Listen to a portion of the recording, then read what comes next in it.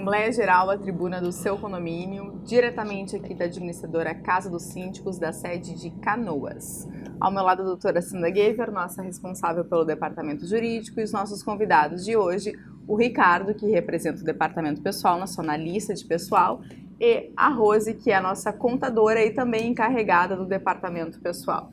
O tema de hoje é a contratação de empregados em condomínio, algumas dicas, de como o síndico deve proceder. E eu vou começar então perguntando para o Ricardo o que os síndicos devem se atentar no momento de fazer a contratação de um empregado em condomínio.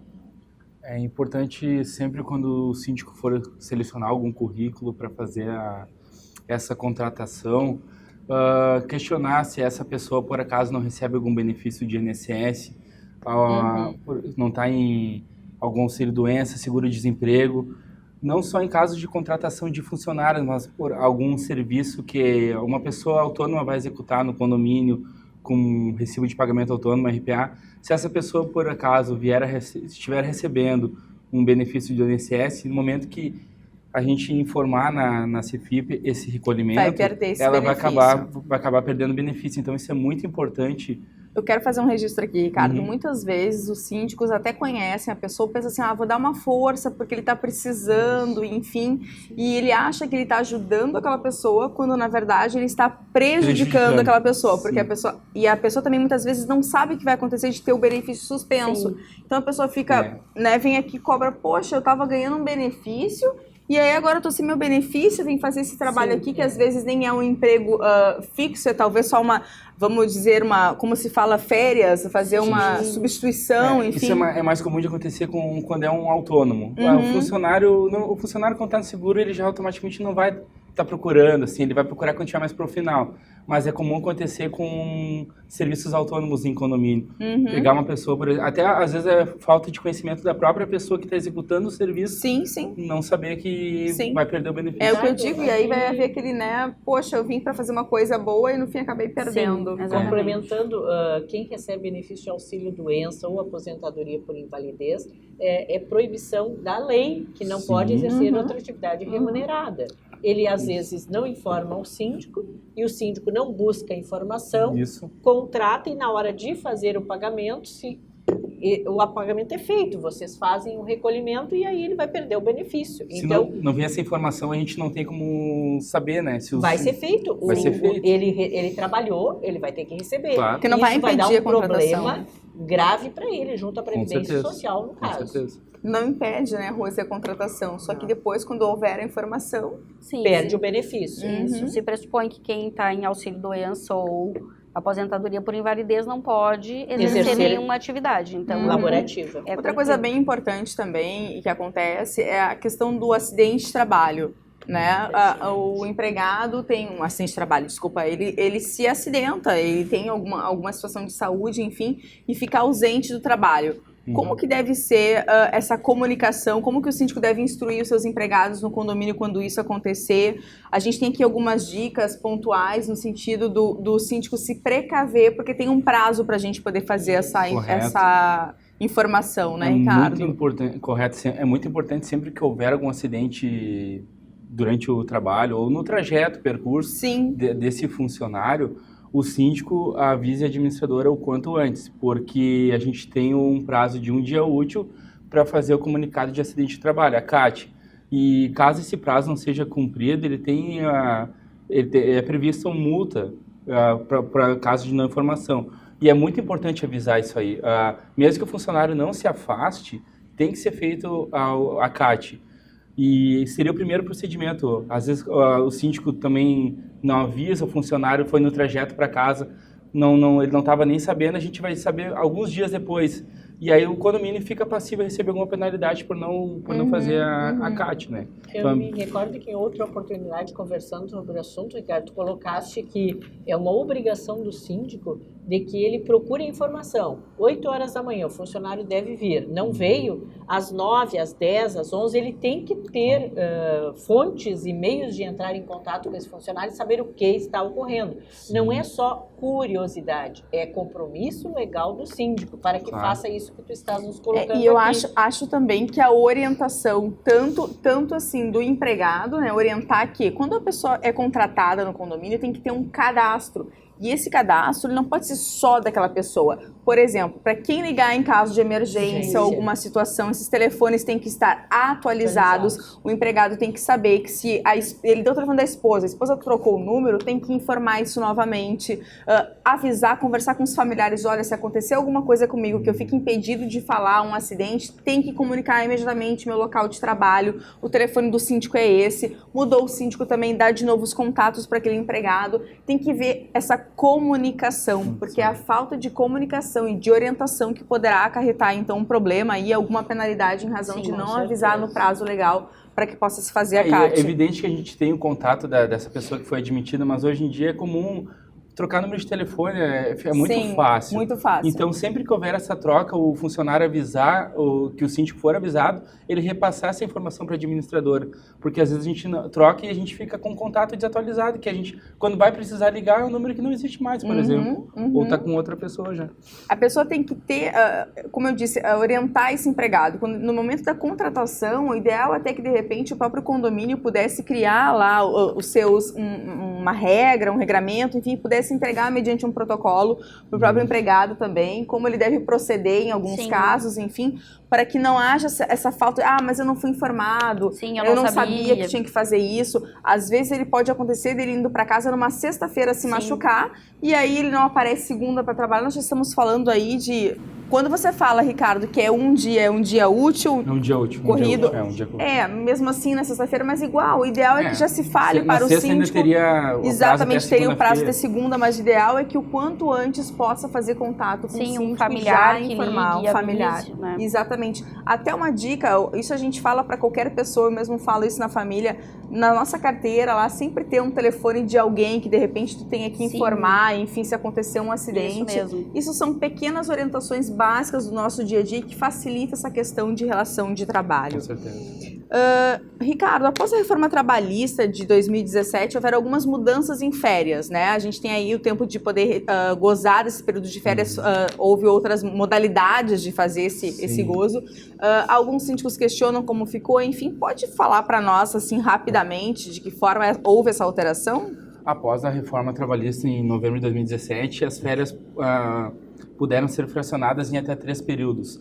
Nesses 3 períodos tem que haver uma concordância do empregado, mas ela pode ser fracionada em 3 períodos, sendo que um não pode ser inferior a 14 dias e os outros 2 não podem ser inferior a 5. Deste modo, havendo concordância do empregado, se ele quiser fracionar fora de ambos interesse, não tem problema. Isso foi a grande novidade da reforma, foi o fracionamento das férias. Isso aí é para aquele funcionário que gosta de tirar pingadinho, como a gente fala, assim, e não vai prejudicar a atividade do condomínio, é uma alternativa. Então, isso foi a grande novidade referente a férias. Agora, muito se fala também, Rui, sobre a carteira de trabalho digital, né? Sim. É o que está agora, é em voga, é o momento agora de se falar da carteira. Momento. Como é que funciona essa carteira de trabalho? Há uma obrigatoriedade, tem que trocar, baixar? Como é que funciona essa carteira de trabalho digital? A carteira de trabalho digital, inclusive, até quem for emitir até o dia 13 de dezembro, é a última semana para fazer ela em papel. Após isso, ela vai ser sempre emitida digitalmente. A carteira de trabalho digital, o que muda é que o funcionário, no momento da admissão, ele só informa o CPF, a gente faz o lançamento via rede social, a gente faz a transmissão e ele recebe uma notificação dentro de um aplicativo que é a carteira de trabalho digital. E muda também aquele conceito de o funcionário saiu de férias, traz a carteira para anotar as férias, anotar alterações de salário.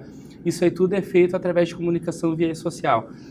Todas as alterações no momento da transmissão, algum tempo depois o funcionário vai receber essa notificação no aplicativo dele. Ficou bem interessante essa questão, fica mais transparente e evita, o funcionário não trouxe a carteira, o funcionário não tem mais a perda da carteira, é tudo digital, né? Então, as informações estão todas centralizadas. Tudo centralizado, ele pega os contratos antigos, então ficou bem interessante. Agiliza até para a Previdência Social ter acesso aos dados sem precisar do documento físico. Isso, a única coisa que muda em relação à carteira de trabalho impressa é que a digital, até agora, ela não é aceita como documento de identificação, né? Então, sempre levar um documento de identidade, que precisava, que não é que nem a carteira de motorista, por exemplo, que vale a digital como a carteira de trabalho não pode, ainda pelo menos.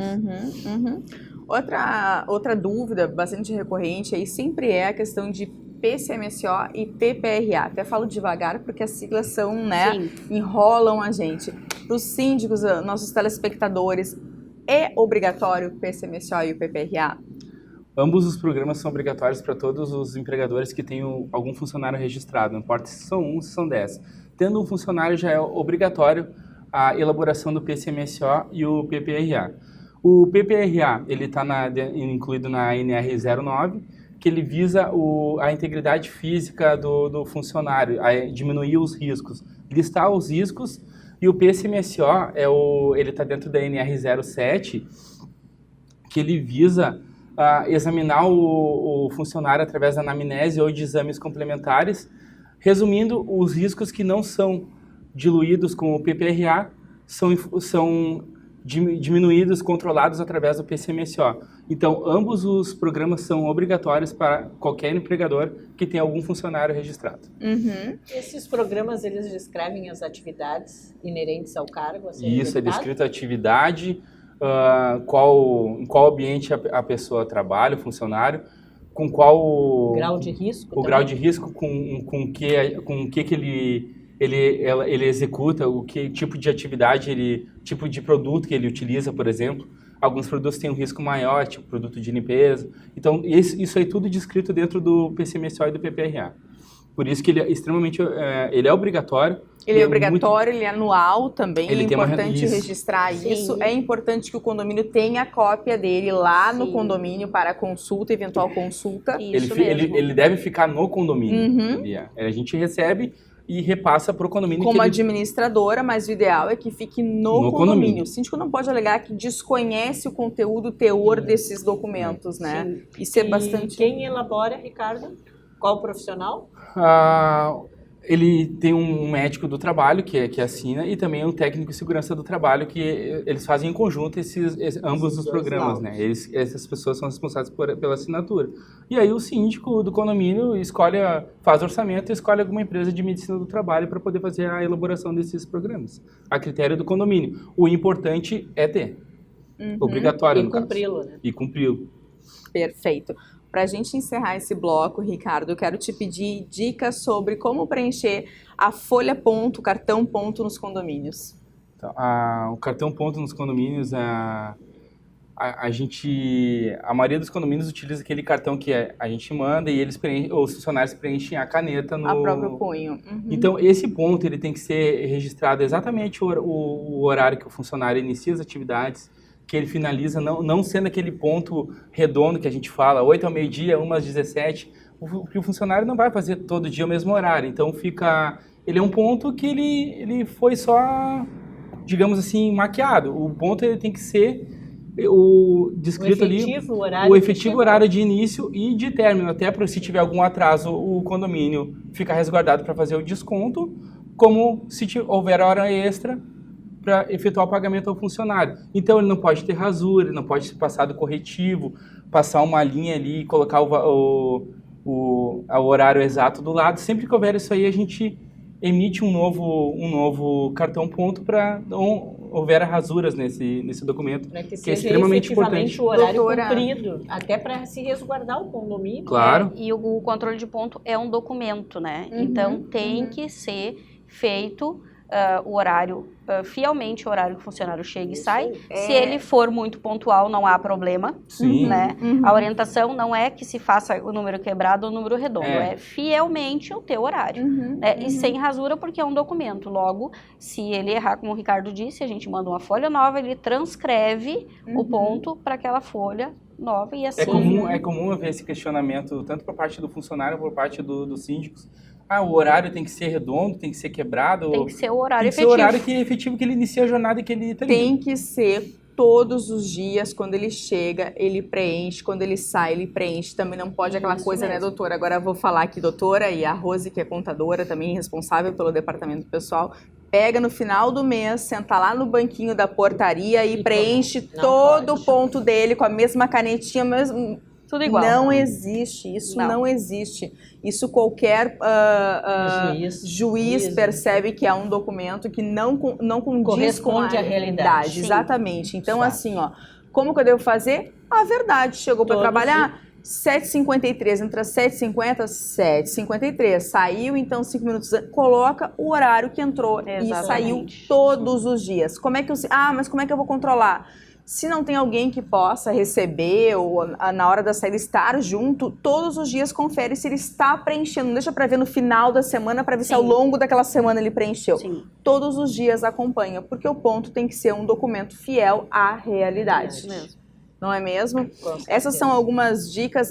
A gente considerou aqui, na verdade, para você que nos assiste, aquelas dúvidas mais frequentes, não é mesmo, Rose? Que chegam ao nosso departamento pessoal e também ao departamento jurídico. Respondemos de forma bem objetiva e fácil para quem nos assiste, para que não pairam dúvidas sobre isso.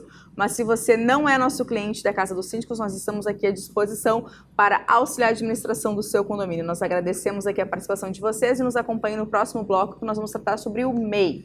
Obrigada.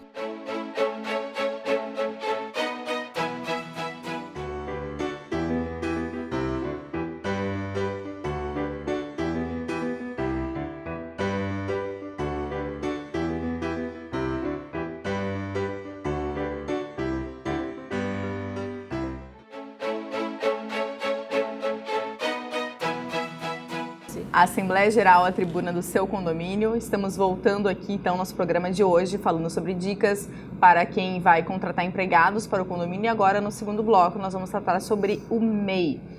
Temos aqui como nossa convidada a Rose Moraes, que é a nossa contadora e também encarregada de departamento pessoal, e Ricardo Brade, que é o analista de departamento pessoal da administradora. Rose, os condomínios podem contratar MEI? Essa é uma pergunta bastante frequente aqui na administradora, né, doutora? Com certeza. O tempo todo. Então, por isso que a gente achou interessante, como eu disse, hoje é um programa para dicas e dúvidas frequentes em relação ao departamento pessoal. Enfim, podem ou não podem contratar o MEI, Rose? Sim, podem contratar MEI. Sim, podem contratar. Sim. Vamos lá, Rose. Por que podem contratar o MEI, então? Não há restrição quanto à contratação do MEI, nem por pessoa física, nem jurídica. E nem pelos condomínios. Então, não há nenhum problema na contratação do MEI. Tá? O que ocorre é que os condomínios têm que atentar qual é a atividade que esse MEI está se candidatando para prestar esse serviço. Por exemplo, tem uma lista de atividades do MEI que são permitidas para o MEI. O que não estiver naquela lista não é permitido. No caso dos condomínios especificamente, tá? O que a gente tem? Jardinagem, que é bem comum, está permitido no MEI sem nenhum problema.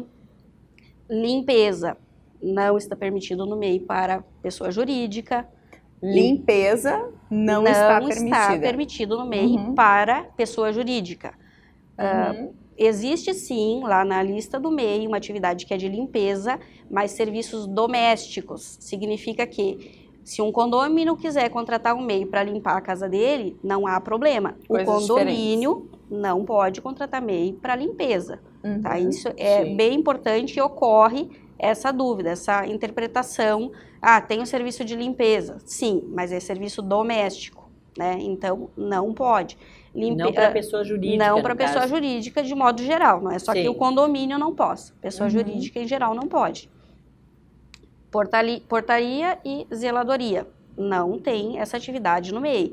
O que acontece? O MEI vai lá, escolhe uma atividade qualquer, que tenha permitida a sua atividade dentro do MEI, e tem nota fiscal, tem alvará, tá com a empresa toda ok, e sai por aí oferecendo serviços alheios ao que ele está regularizado. Então, isso, como a gente descobre isso? Manda para o consultor da administradora, diz, olha, eu tenho esse MEI que ofereceu o serviço de jardinagem, por exemplo. Tudo ok? E nós vamos consultar se ele se enquadrou lá na Receita, na Prefeitura, para exercer aquela atividade. Pelo CNPJ dele? Pelo CNPJ dele, a gente consegue consultar. Se ele tiver uma atividade que não está enquadrada, mas que ele poderia fazer, a gente vai orientar, olha, hoje tu não pode fazer jardinagem, mas é simples, né? Tudo que envolve ao MEI, com relação à alteração contratual, por exemplo, é muito simples. Ele pode fazer essa alteração, incluir a atividade de jardinagem e prestar serviço para o condomínio sem nenhum problema. É possível, tem solução, então? Sim. Quais são, doutora, quais são as atividades mais comuns, assim, que se contrata pelo MEI? Jardinagem? Jardinagem, a gente tem muitas tentativas de limpeza, que eu já comentei, né? Que são os serviços utilizados pelo condomínio. Muito utilizado pedreiro, que seria o serviço de alvenaria, né? Eletricista, pode estar permitido no MEI, a gente usa isso bastante no condomínio. Hidráulica e elétrica, são as atividades mais utilizadas do MEI pelos condomínios.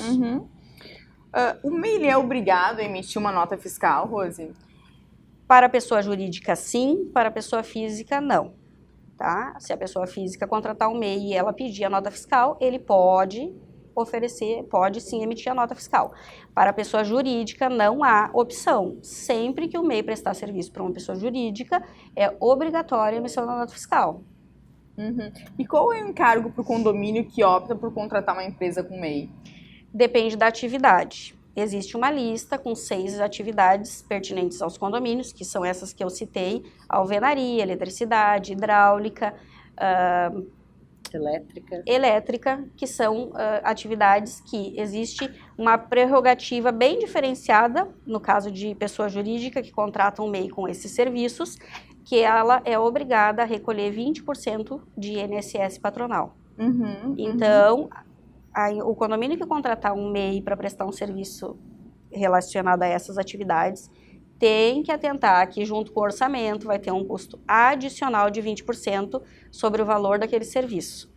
Então, isso, dependendo do serviço... Isso muitas vezes não é dito, Não né? é dito. E aí, dependendo do serviço, não vale a pena, porque o custo se torna... Nós já falamos aqui sobre esse assunto, né, doutora? Principalmente se for alvenaria, que geralmente uma obra tem um custo maior, fica bem oneroso para o condomínio. Até porque numa assembleia, dificilmente as pessoas se atentam a isso, aprovam um orçamento, fazem chamada extra com base naquele valor e depois, na verdade, ainda vai ter mais 20% sobre aquele valor. Exatamente. E é comum receber ligação de síndicos, dos conselheiros. Para saber o que Por que a guia de INSS deu tão elevada? A gente vai ver, teve um serviço de MEI, alvenaria, por exemplo, que é um serviço... mas não sabia, achei que estava fazendo um bom negócio. Isso mesmo, exatamente. Por isso é importante, doutora, quando se faz os orçamentos, que venha lá o valor líquido ou bruto. Tem que atentar muito É que às vezes nem o MEI não sabe disso, porque isso não é um custo do MEI. Né? Se ele cobrar 15 mil reais, vai ser 15 mil reais que ele vai receber. Sim, e nós vamos pagar mais 20% sobre esse... Que der 3 mil reais, exatamente. Uma variação significativa. Muito grande. Com certeza. Mas o síndico tem que saber. Tem que saber. Nós estamos aqui falando do MEI, mas pode ser que alguém que esteja nos assistindo não tenha conhecimento do que é o MEI. Sim. Rose, o que é o MEI para quem de repente está nos assistindo e por alguma razão não saiba? Exatamente. Sim, o MEI é uma forma de tributação, que significa MEI, microempreendedor individual. Não é um tipo jurídico, não é um tipo de empresa, né? Ele é um empresário individual. E sim uma forma de tributação diferenciada, onde se paga um imposto fixo, com um valor bem reduzido, com o objetivo de regularizar várias atividades que antes não tinham, né? Por isso que se vê tantas pessoas apresentando MEI, né? Exatamente, mas tem que ter cuidado. Eu não estou aqui para dizer não contratem MEI, muito pelo contrário, eu acho que tem que sim, ele tem que entrar no mercado como uma empresa qualquer. Mas são cuidados que tem que ter para quando ele entra no orçamento, ele está junto com os outros ali. Para acompanhar. Exatamente. Para acompanhar. No caso, Rose, se fosse RPA, o valor seria mais, 20% mais 11, né? Retém 11 exatamente, e recolhe 20%. Isso, daí o custo é maior. É maior ainda. Isso, então e a ideia do MEI é justamente ele ter uma empresa instituída, né? e emitir esse documento fiscal que é a nota, e não um recibo de autônomo. Sim. Mas o custo é menor. O custo do MEI é menor. Quais as informações que o MEI precisa fornecer para o condomínio contratante referente à documentação? Quando o condomínio contratar algum dos serviços que eu citei, onde é devido o INSS patronal, alvenaria, elétrica, hidráulica, carpintaria, o MEI ele é obrigado a informar para a administradora ou para o síndico o CPF, RG, endereço completo, nome completo e o número do PIS, que é muito importante para nós poder recolher o INSS patronal que é devido nesse caso. Que normalmente é o que mais tem dificuldade, é o número do PIS. Muita dificuldade. Porque a pessoa não tem essa informação à mãos. Sim. E aí, ou às vezes se recusa a passar, desconfia de alguma coisa. Por desinformação, e aí ocorre atraso no recolhimento, e além dos 20% ainda tem que recolher com multa e juros. Sim, tudo por falta de conhecimento, né? Exatamente. Por isso que é importante, os nossos programas, para você que nos acompanha, você pode perceber, sempre são embasados em dicas e orientações daquilo do nosso dia a dia aqui, que é o mais importante para que o síndico possa realmente fazer um bom trabalho, né, para que ele possa, até porque estar síndico significa tu estar representando uma coletividade, estar administrando um patrimônio que não é só teu. Exatamente. Por isso que é extremamente importante, você que é síndico e nos acompanha, se você não trabalha com uma administradora, trabalha por conta, ou se você já trabalha com alguma administradora, ter conhecimento se você está sendo bem orientado. Porque essa é a questão que a gente sempre aqui defende muito, a orientação com qualificação. Quero agradecer a participação especial, então, da Rose, nossa contadora, e também encarregada de departamento pessoal, e do Ricardo, que trabalha conosco, nosso analista de departamento pessoal. Doutora Sandra, muito obrigada pela sua participação e até o próximo programa. Obrigada.